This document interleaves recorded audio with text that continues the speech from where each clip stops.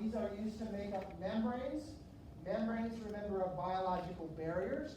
So we're going to put the cell together, and we're going to start putting in proteins and all those things. And then we're going to start to understand that in order to get things in the cell, we require some sort of transport, because we get this barrier, right, called the membrane. So that's what we're going to talk about. We're going to talk about lipids, their molecular characteristics, and their class types. We've got to break them down into classes. Am I talking too fast? Am I doing okay? Okay, everybody's fine. I'm going to roll with it. Okay. We're going to talk about membrane structure. After we learn about lipids, we're going to focus predominantly on the membrane. Okay? Its dynamics and its makeup. What is it made up of? Largely lipids called fatty acids. Then we're going to talk about how do we get things into the cell. We're going to put the cell together with all these vital molecules. And then we're going to say, how do we get stuff in and out? Because that's important. We need molecules to be able to come in and out because we need energy. So that's what we're going to talk about. So to start lipids, this is one of the most structurally diverse classes of molecules. We just lump a bunch of molecules in here based off their solubility, basically. Okay? So here are some of the molecules. We have fatty acids, carboxylic acid, and long hydrophobic tail. Okay? Here's triisoglycerols. Basically, you take fatty acids, you attach them to glycerol, and this is how energy and fat is stored as fats in the cell. So lipid energy is usually stored as these triisoglycerols.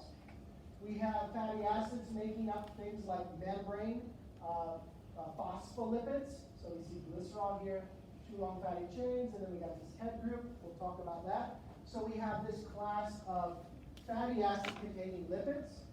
Here we have cholesterol. Okay? So things like sterols are a very important class of lipids. They're make up hormones. This is cholesterol. And then over here we have ubiquinone. These are isoprenoids. Okay? You can see this is an isoprene unit. That's another class.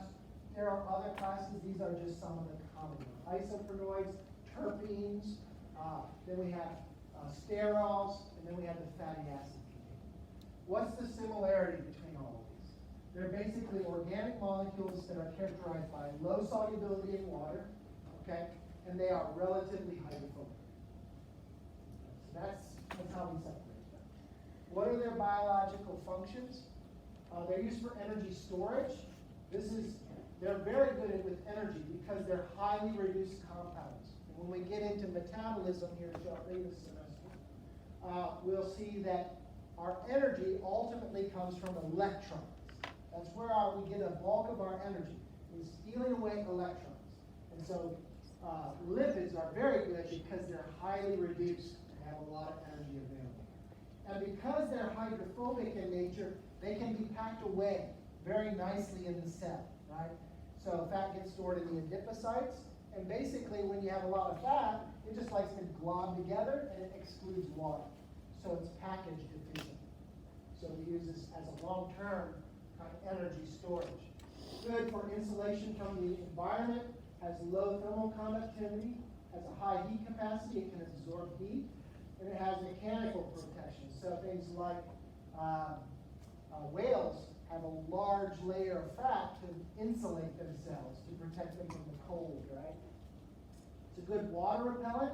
It's hydrophobic in nature and keeps the surface of organisms dry, prevents excessive wetting in birds, so they have lipid layers on their wings, prevents loss of water via evaporation, so leaves often have waxes on the surface to prevent evaporation of water.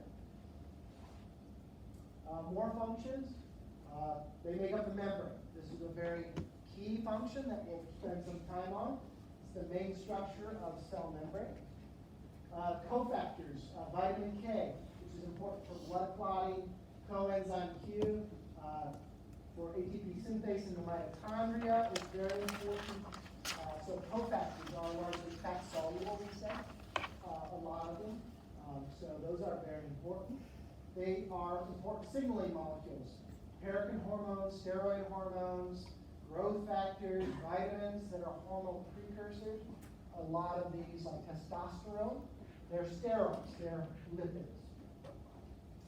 Pigments. Pigments are, that you see that make up the color of birds' wings and things like that. They're lipids, actually. Antioxidants, lipids. Okay, so you get a general idea of, it's a broad class with lots of different functions.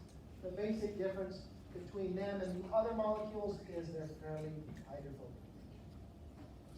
So let's look at the classification. Okay, it's based off structure and function. There are two basically classes, fatty acid containing and non-fatty acid containing. Okay, lipids that do not contain fatty acids, things like cholesterol. So fatty acids basically have a carboxylic acid, and at neutral pH it'll be deprotonated, and then there is some number of long fatty acid hydrophobic tail. So we call this the fatty acyl tail. And then we have this polar head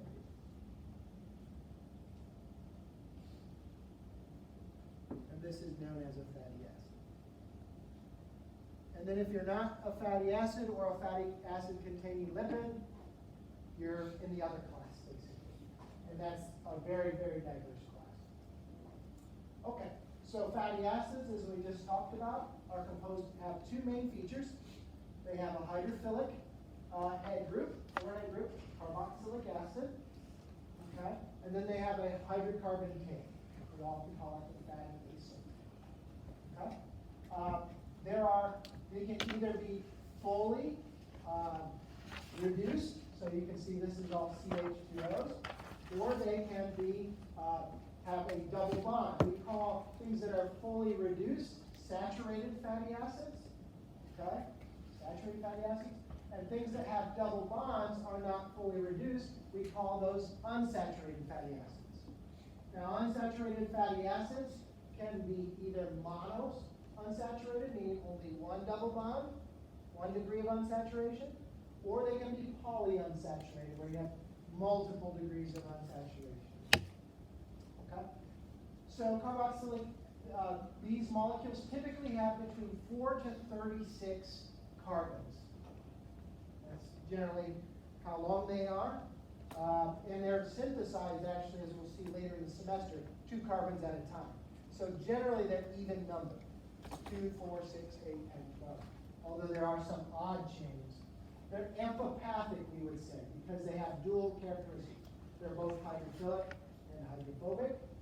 And most are even number, as I already said, because of the way they're synthesized. Most are. That doesn't mean they all are.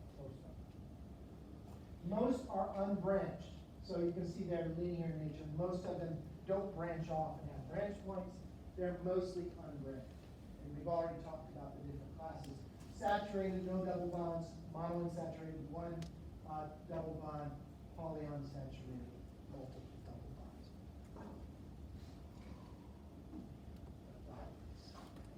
So what's important about these is to understand the conformation and structure of the fatty acids. Okay? The saturated chains tend to adopt long structures. They have free rotation about all their bonds, and they typically like to make extended 3D structures. So this is our kind of organic sticks rendition, and then this is the space filling or van der Waals rendition. Now, the unsaturated fatty acids in nature all are largely cis conformation. So where you have degrees of unsaturation, that double bond is cis, not trans. And because of this, it forms a kink-in structure. So unsaturated fatty acids are very linear, although they have a high degree of free rotation, but they tend to take linear structures. Remember, when you get unsaturated fatty acids, they start to bend and kink. They form curved structures. They're confined or constrained by that cis bond. Yes? Saturated are linear and unsaturated have kinks.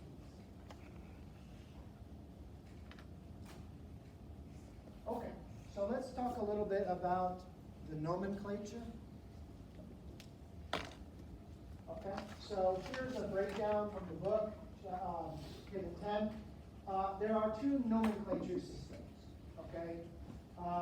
And just like carbohydrates, we tend to stick with the old nomenclature because it's so ingrained. But there is a systematic name that's very easy to understand that we use also.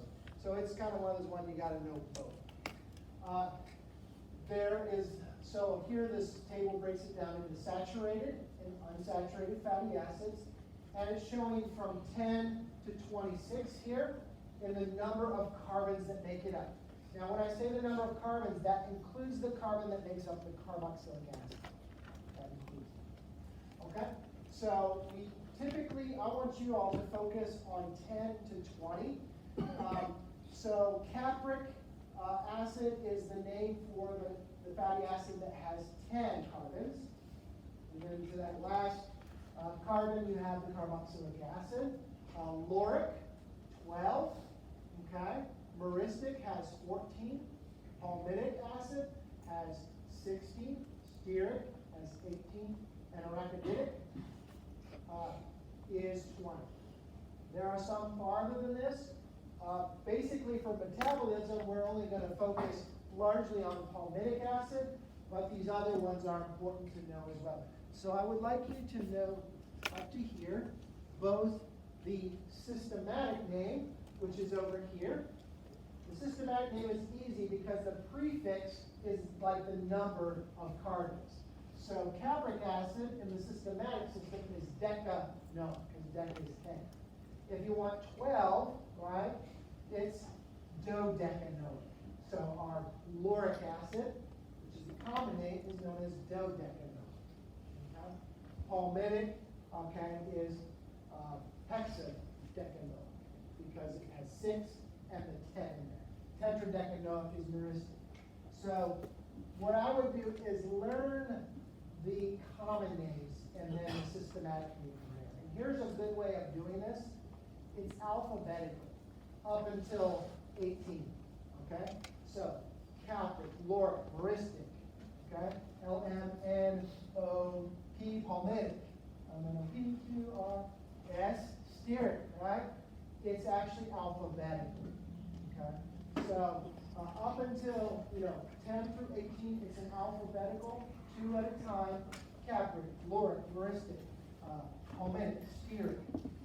You think you guys can do that? And then when you get to 20, arachidic, you just go back in the alphabet. Okay, now in the naming too, it's become useful just to abbreviate. So in the nomenclature, you can also abbreviate these names by just saying the number of carbons, and then followed by a colon, and then the number of degrees of saturation. So all these have no unsaturation, so you put 0. So we can just call capric 10:0. Okay? If I said 18:0, you would say stearic. Okay? So we want to know these, and I think I'm running out of time because I see people shifting around.